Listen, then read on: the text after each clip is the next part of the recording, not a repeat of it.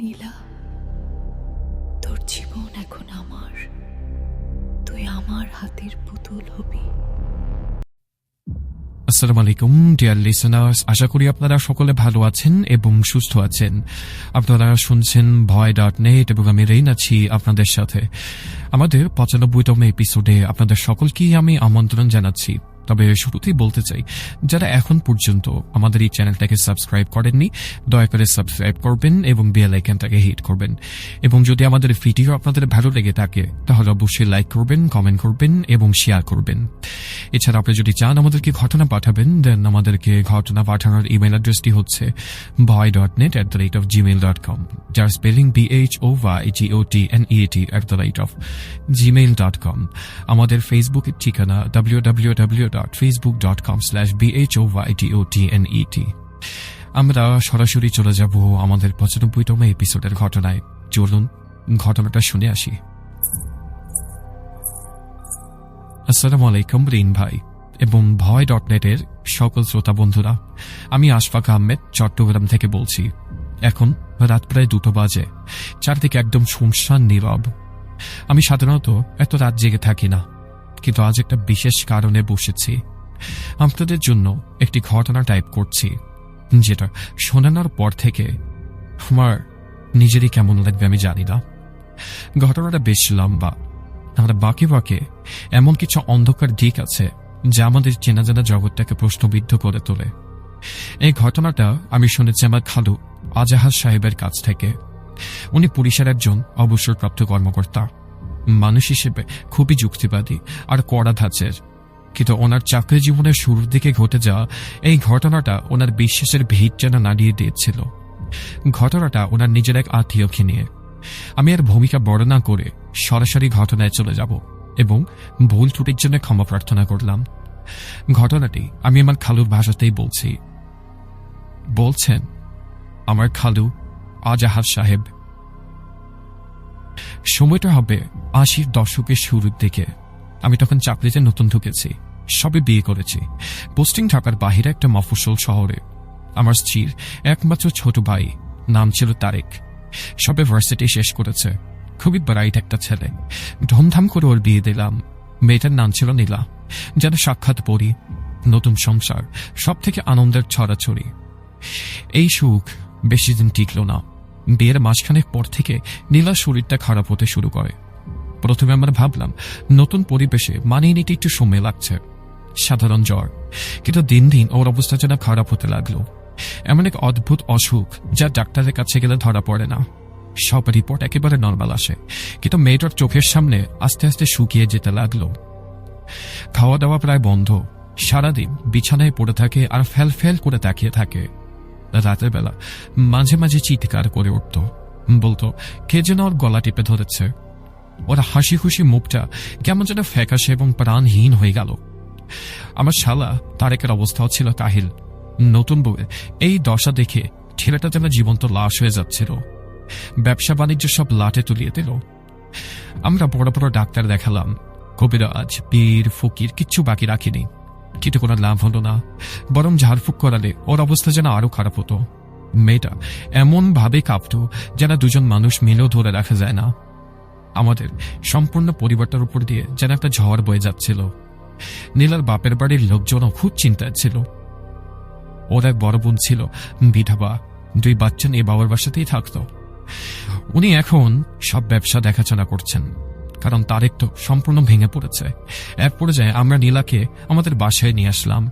ভাবলাম পরিবেশ বদলালে হয়তোবা কিছু চেঞ্জেস হবে, কিন্তু কিছুই হলো না। আমাদের বাসায় আসার পর ওর অবস্থা যেন আরো জটিল হয়ে গেল। মাঝে মাঝে বিড় করে এমন সব কথা বলতো যার কোনো মাথা মুন্ড নেই। একদিন মাঝরাতে আমার ঘুম ভেঙে গেল। দেখি ড্রয়িং রুমে আবছা আলো। নীলা সেখানে দাঁড়িয়ে আছে আর দেয়ালের দিকে তাকিয়ে হাসছে। এমন ভয়ঙ্কর হাসি আমি জীবনে কোনোদিন দেখিনি। আমার বুকের ভেতরটা ধড়াস করে উঠল। আমি ভেতরে ভেতরে পড়ছিলাম। একজন পুলিশ অফিসার হয়েও আমি আমার জীবনের জন্য এবং পরিবারের জন্য কিচ্ছু করতে পারছিলাম না। আর রাতের বেলা প্রায় বাসা থেকে বেরিয়ে যেতাম। উদ্দেশ্যহীনভাবে হাঁটতাম একটুখানি স্বস্তির জন্য। বাসায় এমন থাকলে স্বস্তি কি লাগে? একদিন রাতে এমনই এক চায়ের দোকানে চক্কর দিয়ে বসে আছি, মনটা একেবারে বিক্ষিপ্ত। এমন সময় আমার পাশের টেবিলে এক ভদ্রলোক এসে বসলেন। পরনে সাদা পাঞ্জাবি, মুখে লম্বা দাড়ি। ঠিক দোকানের ছেলেটাকে ডেকে এক গ্লাস পানি চাইলেন। ছেলেটা এক গ্লাস কাচের গ্লাসে পানি এগিয়ে দিল, কিন্তু লোকটা গ্লাসটা হাতে নিয়ে যেন চমকে উঠলেন। ছেলেটাকে ডেকে বললেন, বাবা, আমি তো পানি চেয়েছিলাম, দুধ কেন দিলে? ছেলেটা অবাক হয়ে বলল, ওই চাচা, শুধু তো পানি দিলাম। লোকটা গ্লাসটার দিকে আবার তাকিয়ে ছেলেটার হাতে দিয়ে বলল, ভালো করে দেখো তো। ছেলেটা গ্লাসটা হাতে নিয়ে ভেবা চেগা খেয়ে গেল। স্বচ্ছ গ্লাসের ভেতরে পানিটা সত্যি সাদা দুধের মতো হয়ে গেছে। আমি যেন নিজের চোখে বিশ্বাস করতে পারছিলাম না। ছেলেটা ভয় পেয়ে গ্লাসটা নিয়ে চলে গেল। কিছুক্ষণ পর ওই লোকটা আমার দিকে ফিরলেন। ওনার চোখ দুটো অদ্ভুত শান্ত। আমাকে বললেন, আপনি কি অনেক চিন্তায় আছেন, তাই না? কোনো সমস্যা? আমি প্রথমে পাত্তা দিতে চাইনি। একজন অচেনা লোকের কাছে নিজের পারিবারিক সমস্যা বলার কোনো মানে হয় না, কিন্তু ওনার চেহারায় এমন কিছু একটা ছিল যা আমাকে ভরসা দিল। আমি ঠিক করলাম আর কোনো উপায় তো নেই, একবার চেষ্টা করে দেখি। আমি ওনাকে সবকিছুই খুলে বললাম। সব শুনে তিনি কিছুক্ষণ চুপ করে রইলেন। তারপর শান্ত গলায় বললেন, আপনার শ্যালকের স্ত্রীকে কি আমি একবার দেখতে পারি এখনই? আমি অবাক হলাম। এত রাতে উনি আমার বাসায় যেতে রাজি হবেন ভাবিনি। বললাম, অফকোর্স, আসুন, আমার বাসার কাছেই। ওনাকে বাসায় নিয়ে আসলাম। আমার স্ত্রী আর বাসার অন্যদের পাশের ঘরে পাঠিয়ে দিলাম। তারপর ওনাকে, ধরুন ওনার নাম ছিল বশির শাহ, বশির শাহ সাহেবকে নীলার ঘরে নিয়ে গেলাম। নীলা তখন ঘুমাচ্ছিল, কিন্তু ঘুমের মধ্যেও কেমন যেন ছটফট করছিল। বশির শাহ ওর দিকে কিছুক্ষণ তাকিয়ে কিছু একটা দোয়া কালাম পড়লেন। তারপর আমার দিকে ফিরে বললেন, খুবই খারাপ জিনিস ভাই, সময় প্রায় শেষের দিকে। এক কাজ করুন, এক্ষুনি খাঁটি সরিষার তেল গরম করে আনুন। ওনার কথা মতো আমি তেল গরম করতে রান্নাঘরে গেলাম। উনিও সাথে এলেন। তেল গরম হয়ে কড়াইয়ে ফুটতে শুরু করলে উনি আমাকে বললেন, আপনার শ্যালকের স্ত্রীর উপর মারাত্মক জাদু করা হয়েছে। এমন জাদু যা মানুষকে ধীরে ধীরে মৃত্যুর দিকে ঠেলে দেয়। যে করেছে সে আপনার খুব কাছের কেউ। আমি বললাম, কাছের মানুষ মানে কে করতে পারে এই কাজ? তিনি বললেন, যার লাভ হবে সেই করবে। আপনার শ্যালকের স্ত্রীর মৃত্যুর পর তার সহায় সম্পত্তির সুবিধা কে পাবে একটু ভেবে দেখুন। আমার মাথায় প্রথমেই নীলার বড় বোনের কথা এলো, কিন্তু মন মানছিল না। রক্তের সম্পর্কের হয়ে কেউ কি এত নিচে নামতে পারে? এতটুকু বলে খালু থামলেন। তারপর চায়ে একটা চুমুক দিলেন। ঘটনাটা আমার স্ত্রীর চোখে কেমন ছিল সেটাও তো শোনা দরকার তোমাদের, কারণ ঘরের ভেতর ভয়টা ও আমার থেকে বেশি পেয়েছিল। বলছেন আমার খালা। ওনার মুখে যখন শুনলাম একজন ফকির গোছের লোককে বাসায় নিয়ে আসছেন, আমার বুকটা কেঁপে উঠেছিল। এমনিতেই নীলার জন্য ভয়ে ভয়ে থাকি, তার উপর অচেনা এক লোক, কিন্তু ওনার উপর ভরসা করা ছাড়া কোনো উপায় ছিল না। লোকটা বাসায় ঢোকার পর আমার কেমন যেন দম বন্ধ লাগছিল। উনি নীলার ঘরে ঢোকার আগে আমাদের জন্য অন্য একটা জায়গা করে দিলেন থাকার জন্য। খুব কড়াকড়িভাবে বললেন, যাই হতো কেউ যেন ঘরের বাহিরে না বের হই।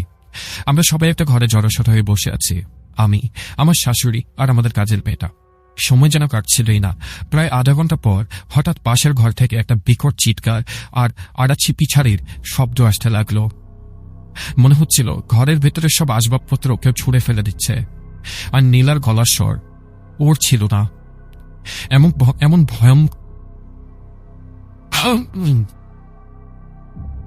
এমন ভয়ঙ্কর কর্কশ গলা আমি আগে কখনো শুনিনি।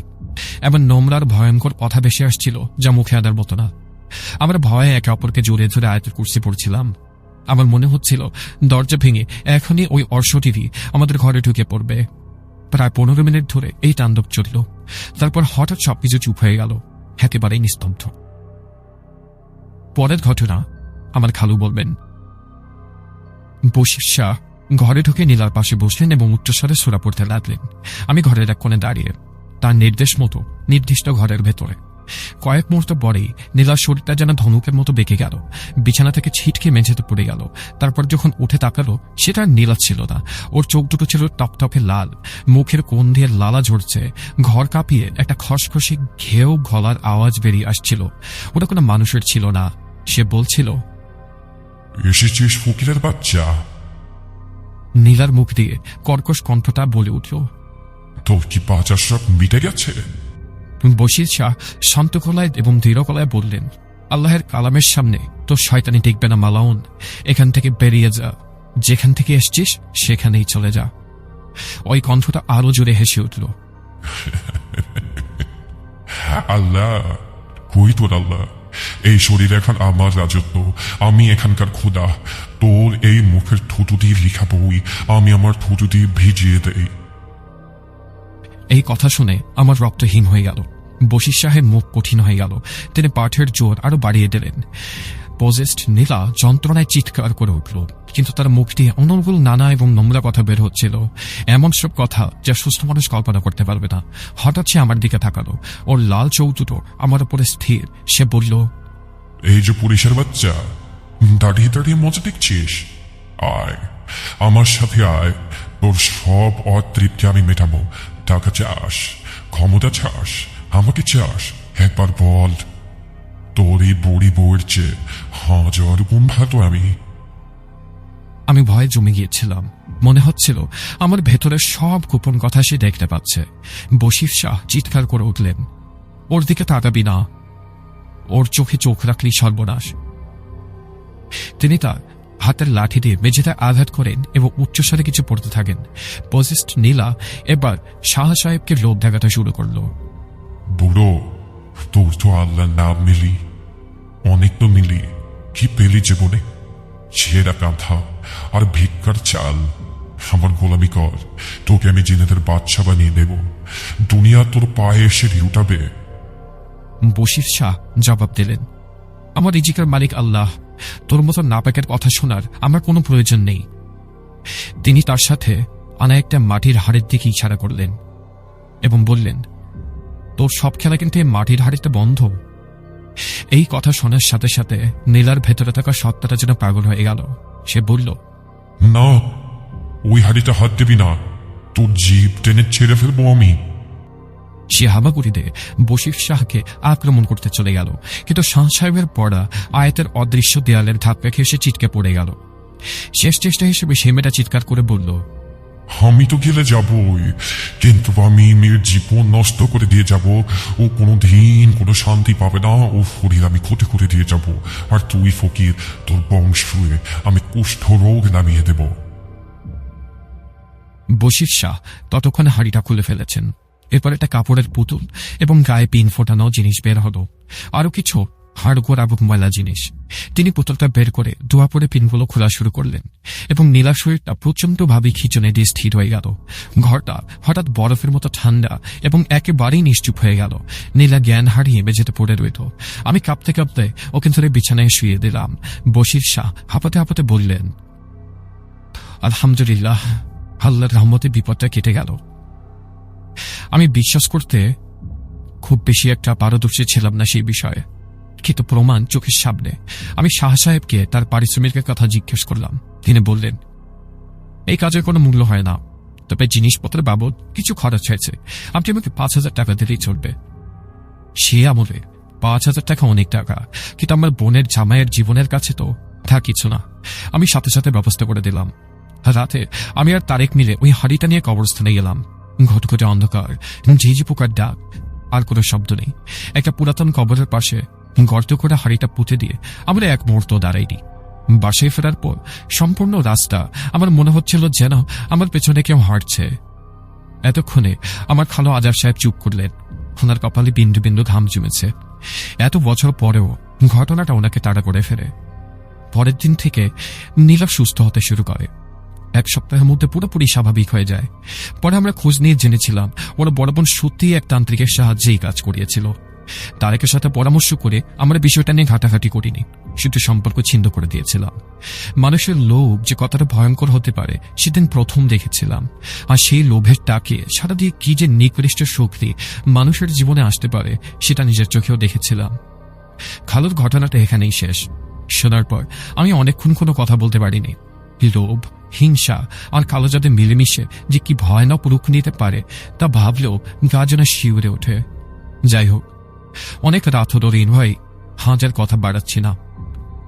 আপনাকে অনেক ধন্যবাদ এত সুন্দর একটা প্ল্যাটফর্ম তৈরি করার জন্য, যেখানে আমাদের মতো লোকেরা ঘটনা শেয়ার করতে পারে। সবাই ভালো থাকবেন, সাবধানে থাকবেন। আসসালামু আলাইকুম।